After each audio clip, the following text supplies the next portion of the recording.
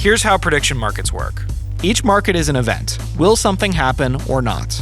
People can buy tokens, either yes or no, which represent what they think will happen. Each correct token will be worth $1 when the results are in. The incorrect tokens will be worthless. There's an initial period of price discovery, where people decide the probability, and eventually the market finds an equilibrium. The price is in cents, and directly represents how likely the buyers think something is to happen. If yes costs 80 cents, then the market believes the event is 80% likely to happen. But if you think it's wrong, you can buy no for the inverse amount, 20 cents. The total between the odds always adds up to $1, because that's the payout. People pick up a few percentage points of spread by betting on basically a sure thing all the time. But the more of a sure thing it is, the more the long shot stands to gain. A 1-cent bet, something people believe only has a 1% chance of happening, still pays out for $1. That's a 100x. It's like a lottery ticket.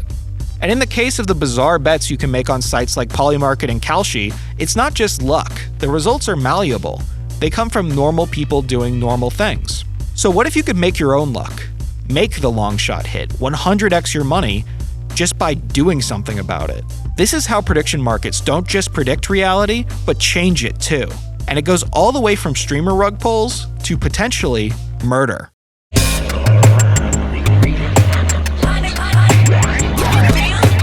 With the unusual bets being made all across these platforms, you end up with some incredibly simple opportunities for insider trading. Timothée Chalamet can pay for his courtside tickets by going to a specific amount of Knicks games. If Sabrina Carpenter goes with him, that's another few grand. All Tyler 1 has to do is shave his head for a big payout, something he already does pretty regularly. Of course, there's an anti-insider trading disclaimer, but with crypto, it's totally unenforceable. Now, frequently the volume is low enough on these markets that it's not worth the reputational hit. But if you could kiss your wife on TV and a buddy of yours could pick up a good chunk of $6 million, that's a big incentive. And this isn't just theory either. On January 3rd, 2026, the United States launched Operation Absolute Resolve in Venezuela, capturing Nicolas Maduro, the sitting president, and transporting him stateside. A month before that, on December 6th, 2025, a US soldier named Gannon Van Dyke opened up a polymarket account. He bet over $30,000 on markets like Maduro out by January 31st and will the US invade Venezuela by January 31st. On January 4th, when those markets resolved to yes, he made over $400,000. Of course, within a couple months, he was arrested and charged with unlawful use of confidential government information for personal gain, theft of non-public government information, commodities fraud, wire fraud, and making an unlawful monetary transaction.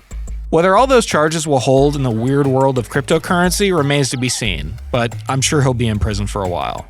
Regardless of his fate, though, his actions raise a number of implications. Did knowing there was $400K on the line affect his performance on that raid?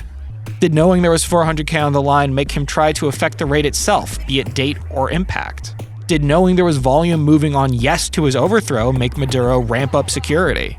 The answer is probably no to all these questions, but as the volume of money moving through these markets increases, as their influence increases, the markets will have more and more of a gravitational pull on the real world. There's also an interesting quirk to these markets. Everyone assumes the results are accurate due to the wisdom of crowds, but most recent research shows the majority of accuracy is produced by a very small minority of informed traders, just 3%. With these markets permeating more of the public consciousness, combined with informed traders setting most of the odds, dictators should be watching the probabilities, changing their habits or security if sentiment shifts. And even just for normal people, as everyone gets squeezed, as we have less to lose, people will take drastic actions to make these big markets resolve on a long shot in their favor, maybe even all the way to murder. Now imagine there's a market where you can bet on someone being alive a month from now. Say it's a young, healthy person. It's an easy bet. Nothing ever happens, so you load up on yes. Everyone else does too. But as yes gets loaded up, the long shot gets more and more profitable. Instead of a 1% gain with yes, the no buyers can get a 100x. This produces increasing incentive for any no holder to take action for their bet to hit, to influence the real world and surprise the market. And it literally can be anyone. Any individual can get in on the action. Plus, with crypto like Monero or Tornado Cash, the bet is untraceable. If the prize pool keeps growing, there would almost certainly be a number where someone would take action. And even worse, what if this is the result you wanted? You dumped money into yes, hoping you would lose. How would anyone trace you to the crime? Ostensibly, you bet all your money on the subject's survival. You have no connection to whoever did it. You don't know who the perpetrator is. You don't know when or where or how it happened. You have complete, plausible deniability. The crime is totally decentralized and permissionless. The commissioner of the crime have no material connection to the perpetrator, no communication with him. The market forces have just found a participant willing to do something crazy for a big payout. At a certain volume, it's simply inevitable. But Kalshi and Polymarket aren't stupid. They've explicitly banned these kinds of markets. But that doesn't mean there aren't second-order murder markets. $194 million were wagered on when Khamenei would be out as supreme leader of Iran. Out, of course, could mean a lot of things. He could be deposed. He could flee the country. He could just resign. But he ended up being out by Israeli airstrike.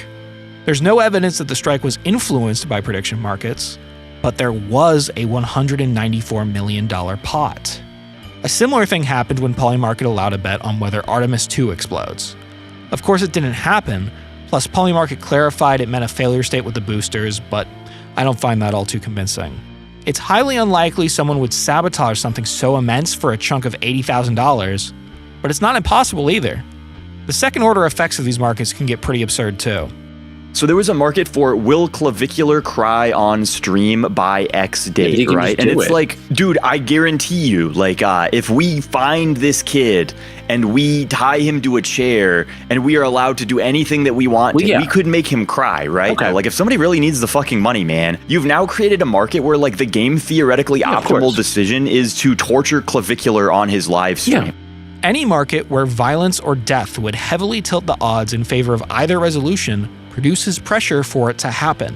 As these markets increase in volume and influence, they continually create more and more pressure for things to happen in real life, be they good, bad, legal, criminal, peaceful, or violent.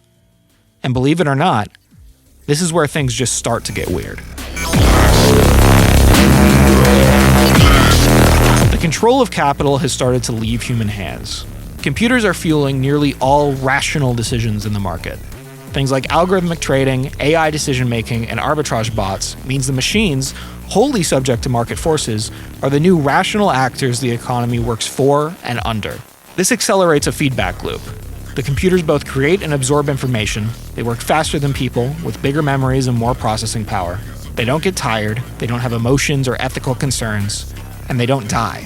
Philosopher Nick Land calls this teleoplexy, an uncontrollable feedback loop of capital driving towards its own ends. No human input required. But there have always been limits on pure capitalism, imposed by people. Whether they're union reps, politicians, judges, bureaucrats, or anyone else with a modicum of power, they impose human preference on this increasingly inhuman system. This slows down the cybernetic loop, and can even break it. Capital has always had methods to deal with this. Regulatory capture, litigation, hostile takeovers, even mob hits. But those required people, human intention. But now prediction markets change that.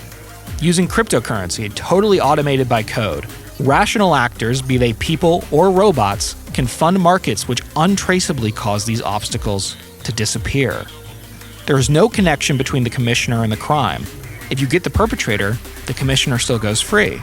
Even if you can get the commissioner, they're just one node of a distributed system pushing towards the same goal.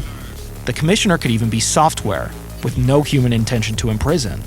The commission could even be an accident, a bunch of bots trying to pick up a 1% spread. The tendrils of capital now have a new way to influence the real world.